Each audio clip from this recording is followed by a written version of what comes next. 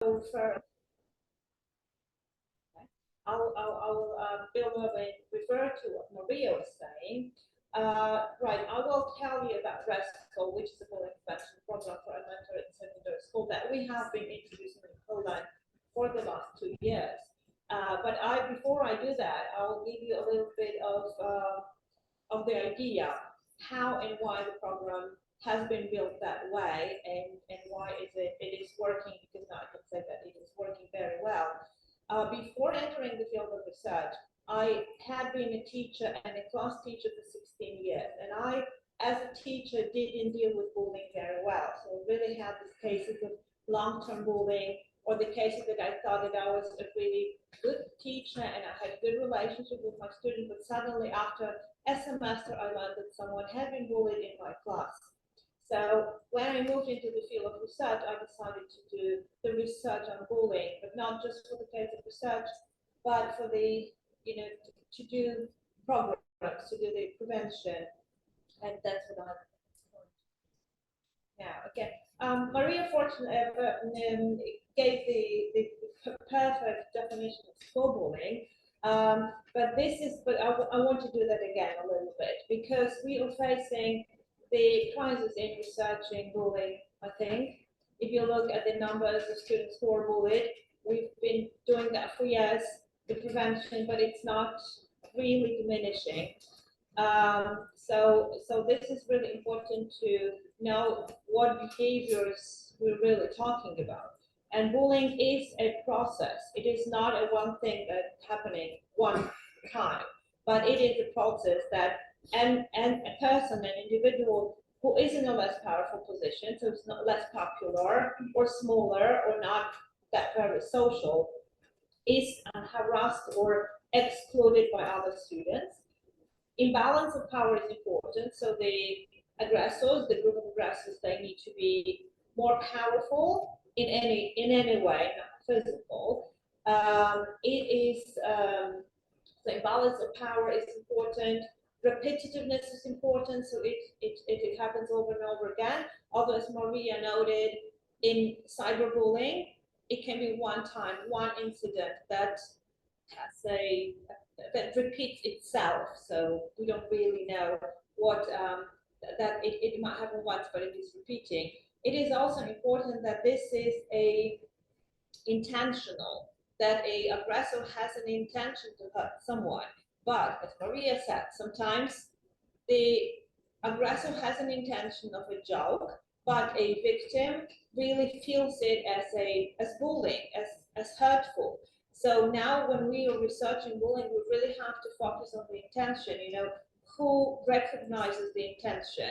Are they going to hurt me? Are they going to exclude me? Maybe they're joking. And this thin line between joke and bullying is really important for us to recognize. And the more we research bullying from the victim's point of view, the more we see that the victims see it differently than we do. So sometimes that the teachers does not notice it as a bullying behavior, the victims say, yes, this is bullying. The newest definition asks that it is actually embedded in education system, that school is arena for bullying, that a lot of institutional forms or criteria actually cause bullying to happen or help bullying to happen. So this is also a very important thing. There are different categories of bullying, although we're also seeing it as not very important, because if somebody is cyberbullied, or maybe let's put it like that, there's of course classical categorization: physical, verbal, sexual, material, relational, cyber. But if you look at it from the perspective of the victim, it does not really matter, because if somebody is bullied relationally, for example, the gossip spreading, reputation is ruined, then it goes into cyberbullying. So it continues there, and then it continues at school. So the victims, they do not really divide it that way. It does not really matter. It's verbal or physical. What matters is how it feels. Is it a intimate humiliation, or is it an exclusion, or is it a, as they say, freezing me out from the class? So this is what is actually important from the perspective of prevention. Right. The relational bullying is the kind of bullying that is the most dangerous because it causes, from the victim's point of view, because it is the most, as the research says, it is the most hurtful, and it causes the most consequences, both parents, so in the school, like, not wanting to go to school, hating school, not building relationship, being scared all the time, being very apprehensive, being humiliated, but also long-term consequences of mental health, social fears, not building good relationships. We even had in a research with the former victims. We had a lady in an interview who said that she spent a lot of time choosing a name for her unborn child, so it doesn't resemble any. Not funny, so they will not be the cause of bullying. We had a person who was 56 years old, taxi driver, and he chose the job of being a taxi driver because he was bullied, and he didn't want to have to have to encounter more than 2 people at the same time in his job. Obviously, that was just an example of everyday functioning, but it really shows that bullying really scars for life, and especially relational bullying. That's what the victim of students say.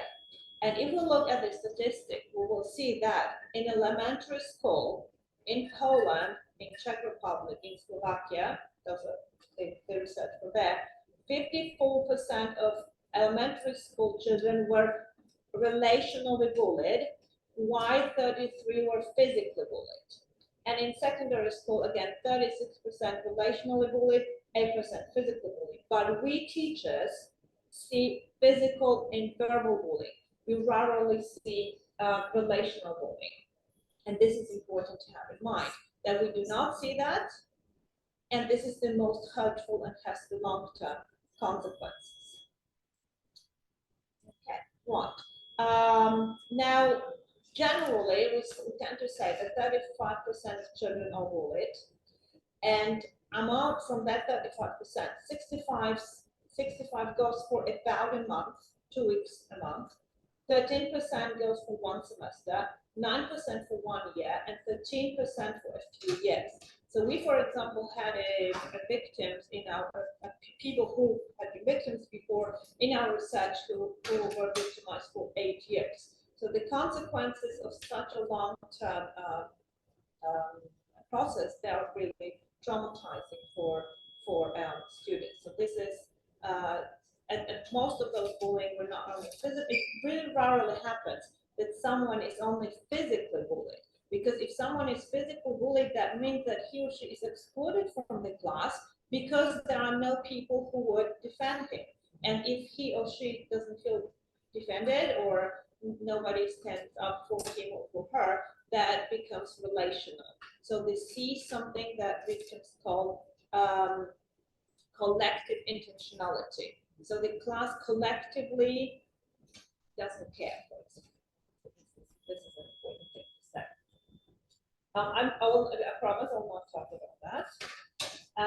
We have researched with Robert Thornburg, so-called we call it the downward spiral of bullying. So how it happens from the first attack to the time that a student is absolutely excluded, humiliated, doesn't want to talk to anyone. And we've done that because the teachers usually say, well, I don't know what to do. I didn't know how it happened. Me, myself, being a teacher, I did not really notice. So I didn't know what were those first signs of bullying, so I could prevent it at that moment.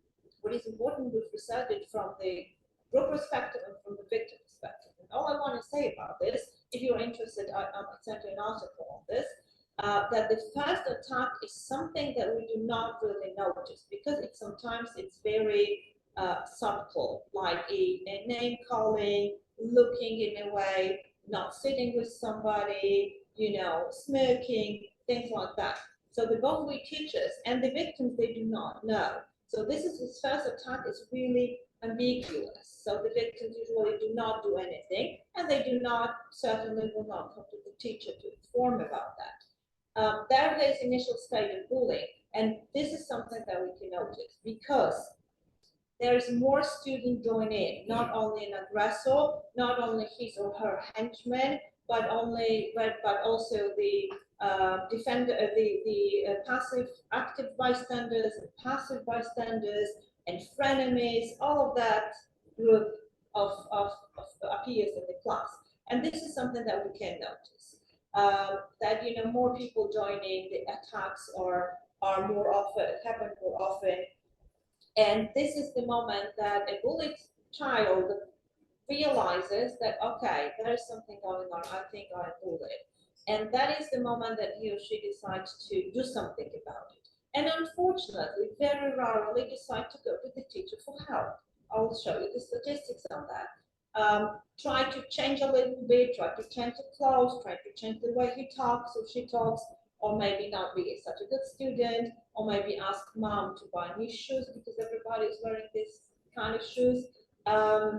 So this is a problem. Strategies, coping strategies are still problem focused. But then when it goes on and on and on, the victim decides that, oh, I think it's my fault.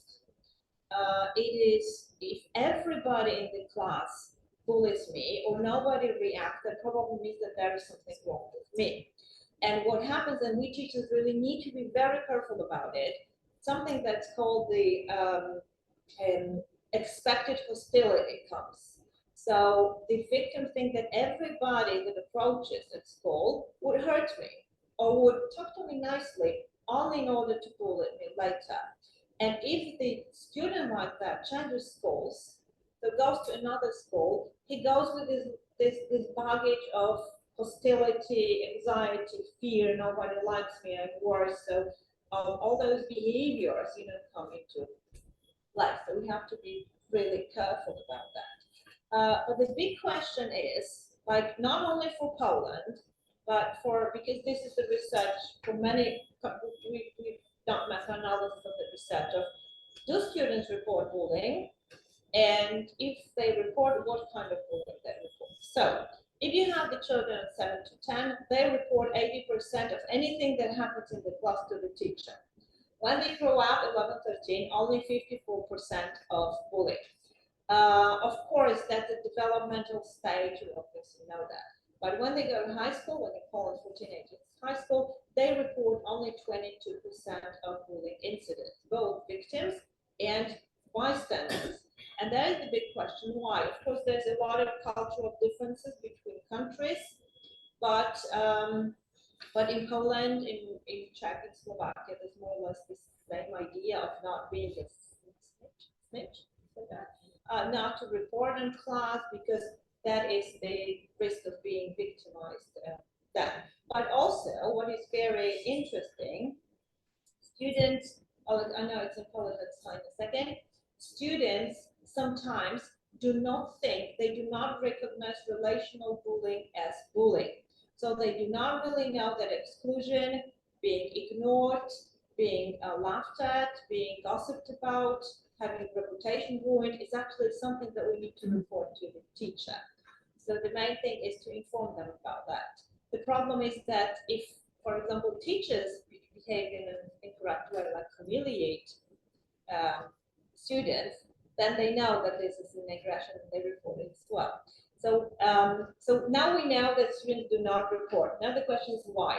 So that the qualitative research comes, and we in Poland, we used to have, fortunately not anymore, we had this idea that there is a box at school, and if you have a problem, you write it on a piece of paper and you go and you put it in the box. It's ridiculous idea. Students laugh at it. There's nothing in there. Probably some or the different things, but not the problems. And we ask the students why. And of course, it's not anonymous, so it's not safe. Second thing, I don't know who will take it, and I don't know what this person will do with it, because the students actually think that we have a tendency to make things worse. And I will not have any control over this. So I'm getting there. So having this in mind, we decided, 5 minutes enough, we decided to build a system with the students. So we had a group of students to build a system. It's called Resql, and it is embedded in every school. So every school calls us, say, we need Resql, please come, and we come to that school. And it is actually combined of 3 components. This is an app that every student can have. This is a software that 5 students from school have, and this is just a course book for a student about bullying. So the idea is, I know it's in Polish, but I'll explain, that every student has an application that is a very easy, anonymous way to report things at school. And it is guided. It can write anything, but it is guided as well. Here is a teacher. There's usually a few teachers at school who are kind of interns or those people who get the messages from students. And the students know exactly who those people are. And they can say, you know, I have a problem. I would like Mr. or Mrs. Kowalska to deal with that. The teacher is anonymous.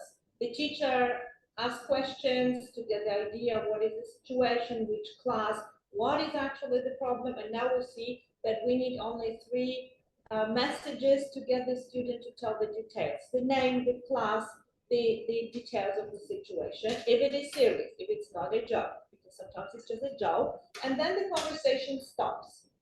And the teacher, if knows the details, can intervene. So can get to class teacher, can ask more questions, can observe, and can intervene. It looks more or less like that. So those are, it is just the, you know, a report bullying, this one, but this is also information. What is a relational bullying? So this is the, you click on the relational bullying, and those are examples of what actually it is, like exclusion, gossiping, and so on.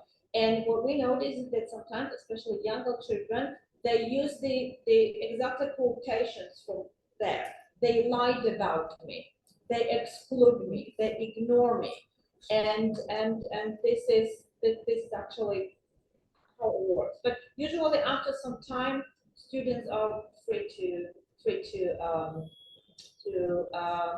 this is a conversation from the student's point of view.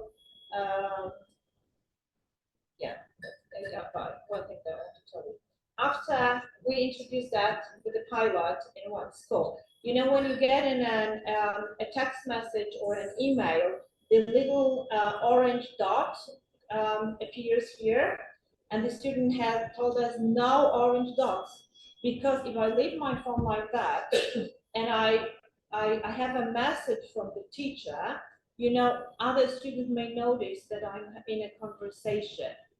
So we decided not to put it. So you have to log in into the application to see that the teacher responded to you. That was meant for minutes. Okay. The last thing that I want to tell you is that we noticed that we planned it. It was designed for reporting bullying, but now so many other things are reported.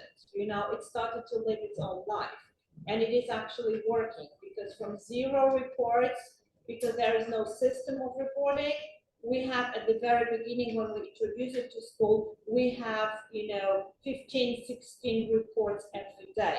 And then after some time, it diminishes to a few reports a week. So, yeah, thank you.